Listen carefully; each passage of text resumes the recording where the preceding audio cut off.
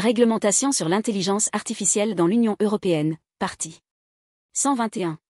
La normalisation devrait jouer un rôle essentiel pour fournir des solutions techniques aux fournisseurs afin de garantir la conformité avec le présent règlement, suivant les technologies les plus récentes, et de promouvoir l'innovation ainsi que la compétitivité et la croissance dans le marché unique.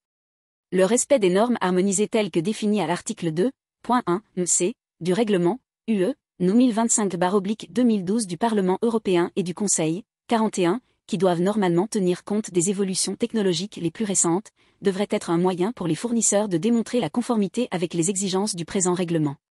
Il convient donc d'encourager une représentation équilibrée des intérêts en associant toutes les parties prenantes concernées à l'élaboration des normes, en particulier les PME, les organisations de consommateurs et les acteurs environnementaux et sociaux, conformément aux articles 5 et 6 du règlement UE No 1025/2012.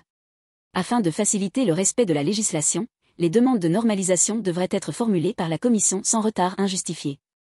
Lorsqu'elle élabore les demandes de normalisation, la Commission devrait consulter le forum consultatif et le comité IA afin de recueillir l'expertise pertinente. Toutefois, en l'absence de références pertinentes à des normes harmonisées, la Commission devrait être en mesure d'établir, au moyen d'actes d'exécution, et après consultation du forum consultatif, des spécifications communes pour certaines exigences au titre du présent règlement.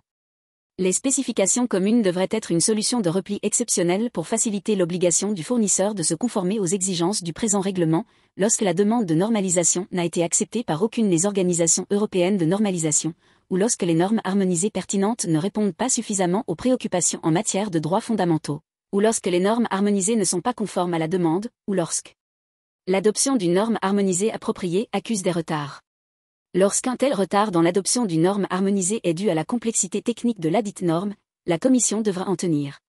compte avant d'envisager l'établissement de spécifications communes.